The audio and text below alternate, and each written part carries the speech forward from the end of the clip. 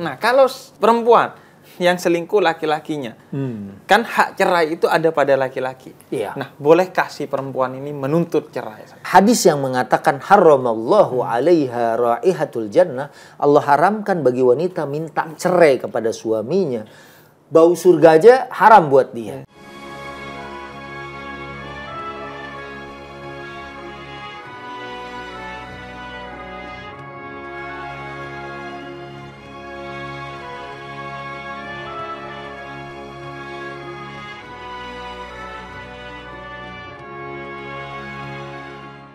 Kalau dia mendatangi istrinya atau istrinya melayani suaminya, ya bibut ahadikum sadaqah. Ya.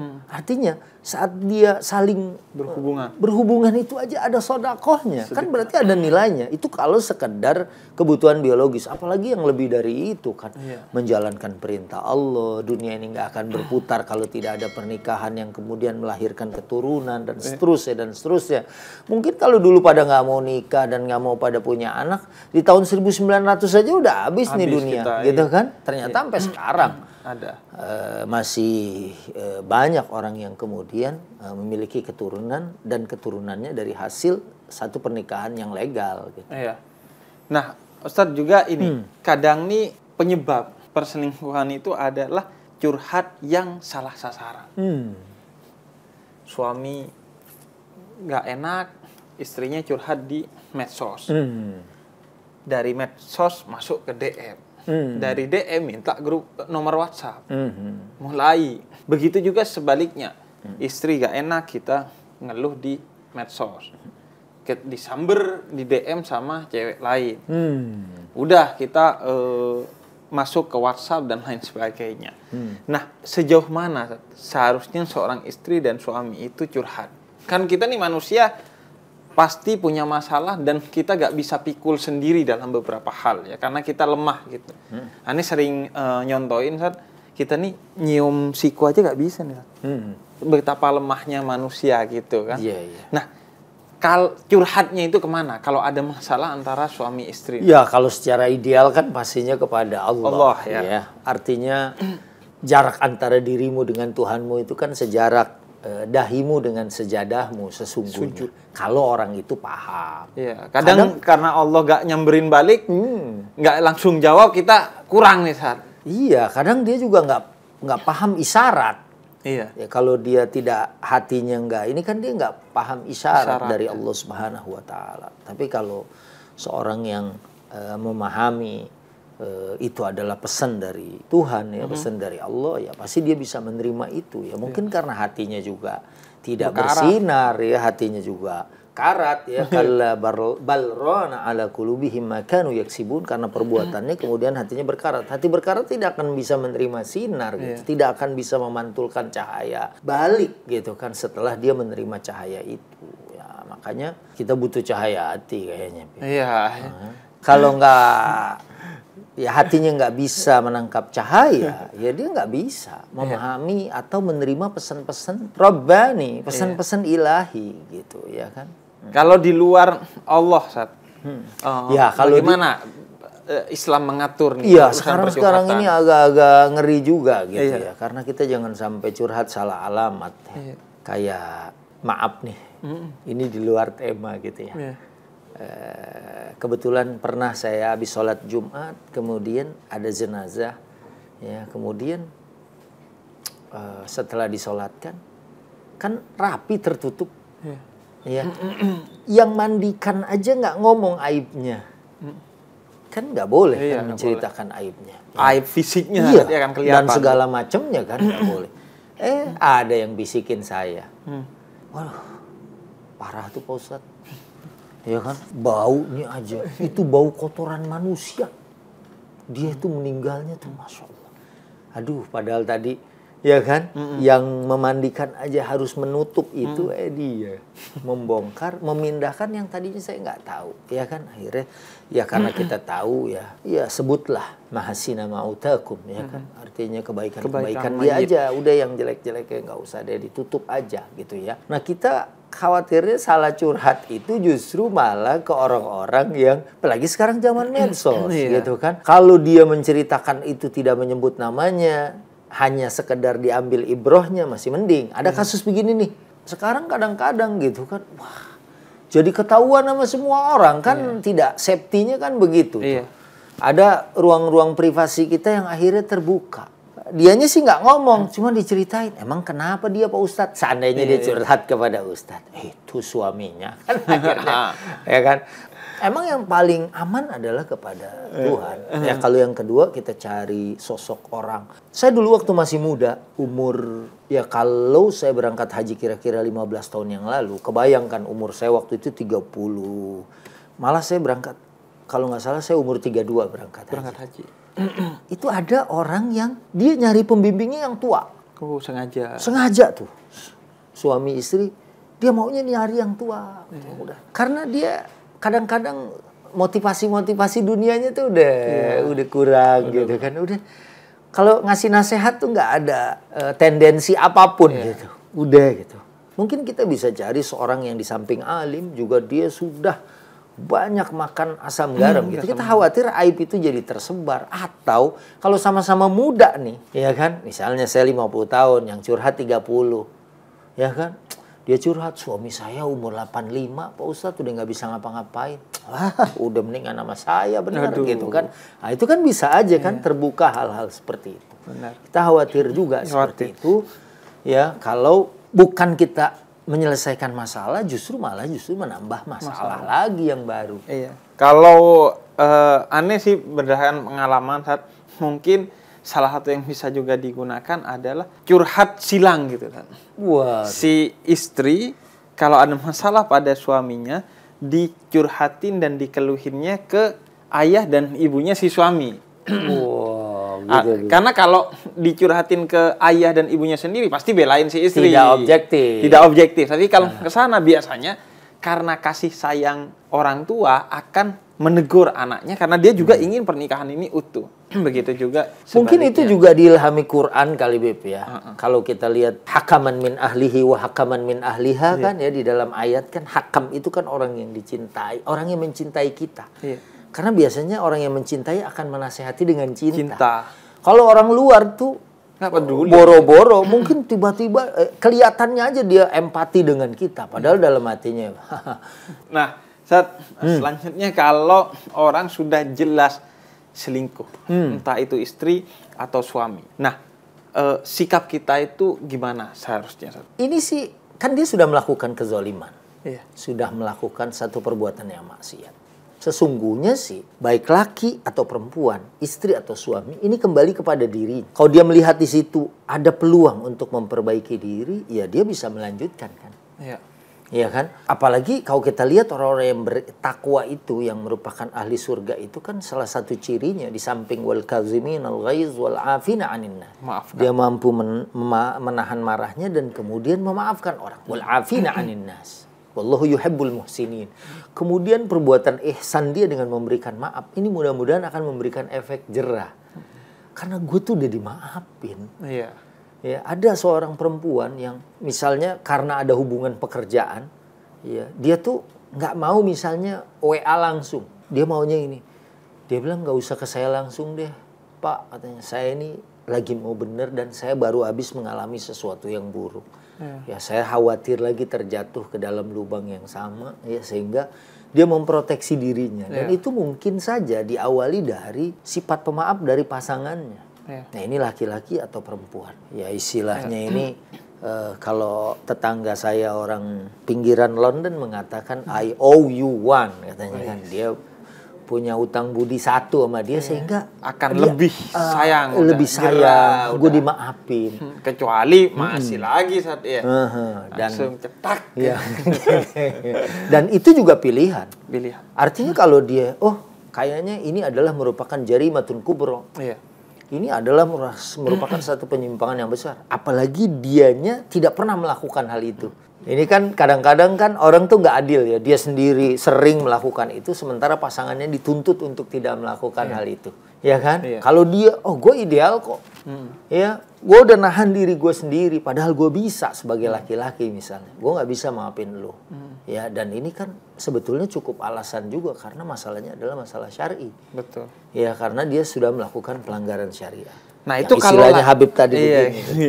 Dan itu kalau laki-laki. Iya. Nah, kalau perempuan yang selingkuh laki-lakinya, kan hak cerai itu ada pada laki-laki. Iya. Nah, bolehkah si perempuan ini menuntut cerai? Ya, memang kalau hadis ayyuma imra'atin sa'alat min zawjiha talaqan ya min ghairi ba'sin ya haramallahu alaiha raihatul jannah. Ada hadis yang mengatakan wanita manapun meminta cerai kepada suaminya, sa'alat ya min zawjiha talaqan, tapi ada sebabnya di sini, mungkin ada ilatnya ya yang mengatakan nggak boleh seorang perempuan minta cerai itu adalah kalau min ghairi ba'sin, nggak ada sebab. Nggak ada sebab. Dan saya baca syarah ulama tentang min ghairi ba'sin, ini misalnya dia tidak KDRT misalnya, tidak muasyarah bil ma'ruf, itu kan bisa. Jiwanya merasa terancam, misalnya dipukulin terus, dikatain, atau dia misal, ini sekarang kan lagi ngetren nih gaya berhubungan seksualnya misalnya kayak binatang misalnya kan, atau nggak dinafkain saat kadang, atau tidak dinafkain, ya kan.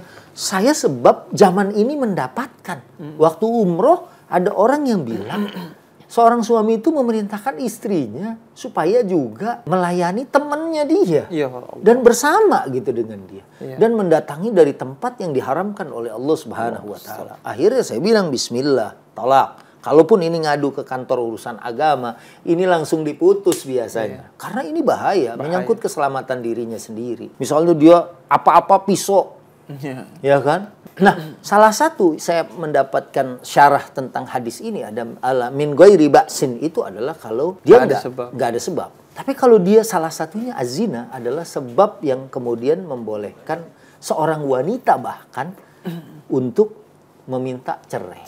Bahkan sebelum meminta cerai, Al-Quran juga mendorong untuk pisah ya, pisah ranjang dan pisah rumah demi keselamatan si perempuan ini ya. Dan itu kan tingkatan yang kalau paling kita lihat ya kan, mulai dari fa'idhuhunna wahjuruhunna fil madaji, ya kan, baru wadribuhunna. Jadi tingkatannya tuh tingkatan pertama persuasif dulu, dinasehatin segala macam. Baru kemudian wahjuruhunna fil madaji, pisahkan dia dari tempat tidur. Ya, dan kalau kita lihat Rasulullah sih hanya sampai kepada fa'idhuhunna. Rumah tangga beliau kan sallallahu alaihi wasallam, kan ada juga problem di antara mereka saat mereka menuntut harta. Misalnya kata Nabi, udah kalau mau harta kita ceraiin, kalau mau ikut Muhammad ya kayak gini gitu kan. Nabi dapat ghanimah kan khumus ya, 1/5 kan hasil peperangan itu kan milik Rasul sallallahu alaihi wasallam, tapi kan habis dibagikan. Dan istrinya mungkin karena ada sisi kemanusiaannya juga kan berharap sebagai seorang istri gitu. Tapi Nabi bilang inilah kalau mau ikut aku sebagai Rasul kan Muhammad. Nah, jadi kalau kita lihat dari sini hadis yang mengatakan haramallahu alaiha raihatul jannah, Allah haramkan bagi wanita minta cerai kepada suaminya. Bau surga aja haram buat dia. Itu kalau nggak ada sebab. Suaminya sehat walafiat, nafkahnya bagus, nggak ada angin, nggak ada hujan, nggak ada gempa. Tiba-tiba, Mas kayaknya kalau kita cerai enak kali ya. Gitu. Nggak ada apa-apa, nggak ada masalah. Ini juga yang penting, Sat. Dari sisi objek yang diselingkuhi atau orang yang jadi pelakor istilah sekarang. Pelebut laki orang atau pebinor. Perebut bini orang. Nah, bagaimana Islam melihat menghukumi orang ini? Iya, ini memang kan terminologi baru ya. Iya.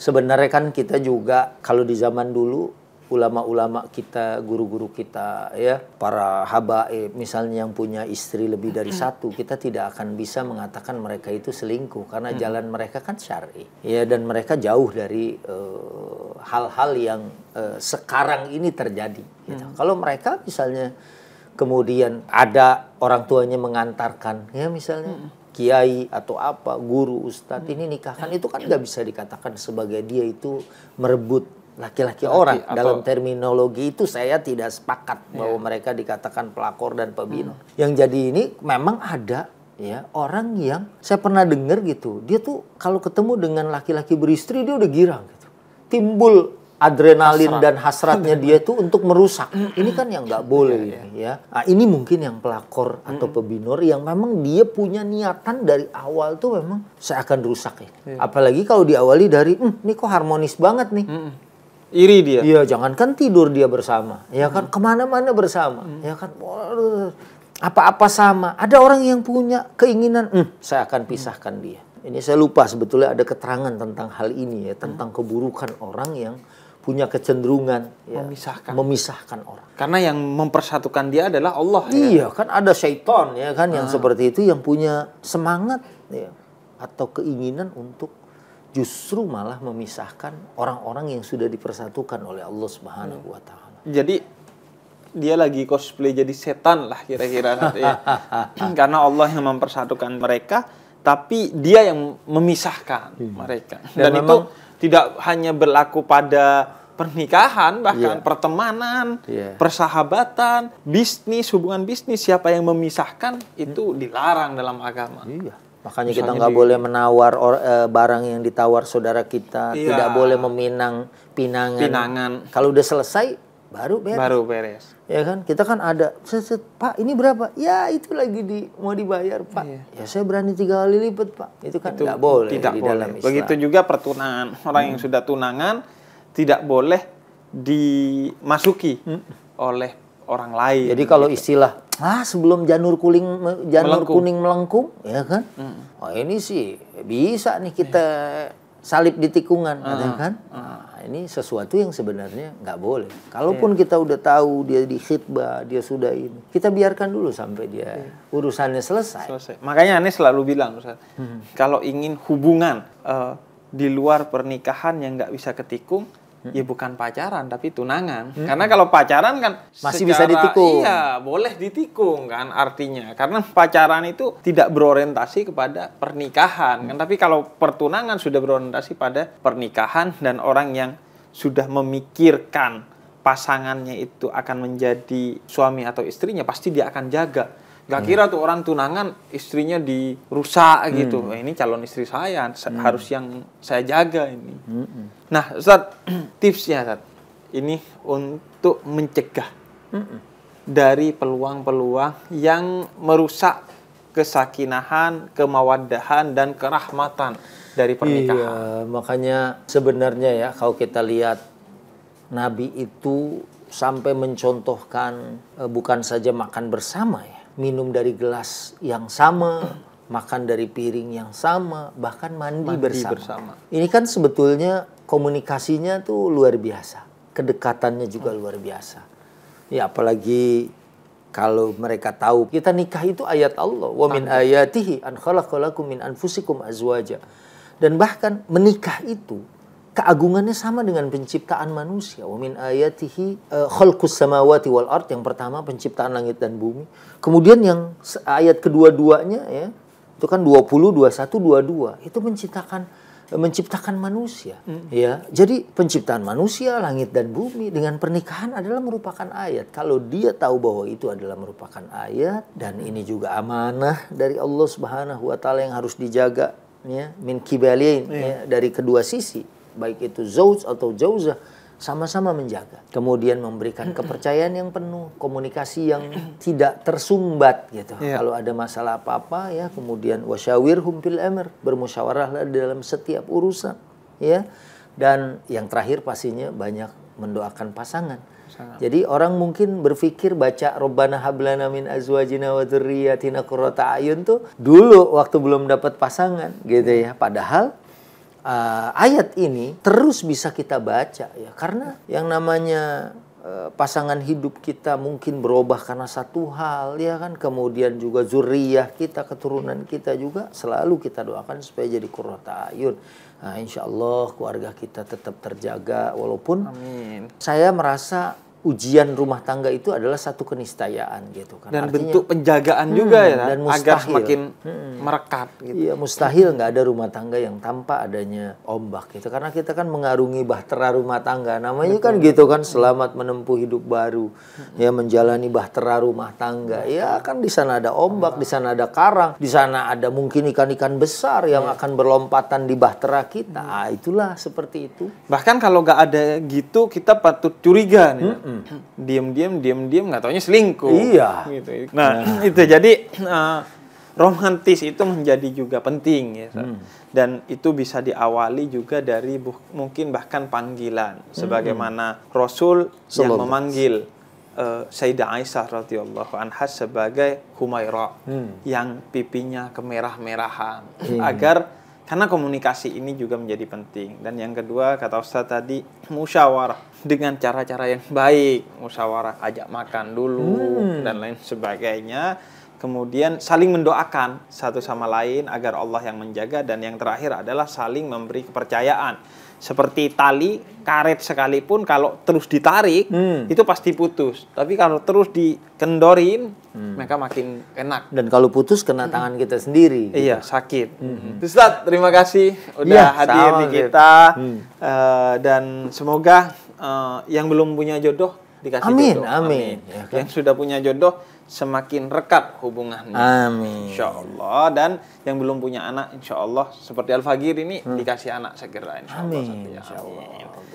Itu dari Cahaya untuk Indonesia, untuk rumah tangga di Indonesia, agar layangannya membumbung tinggi, tidak putus.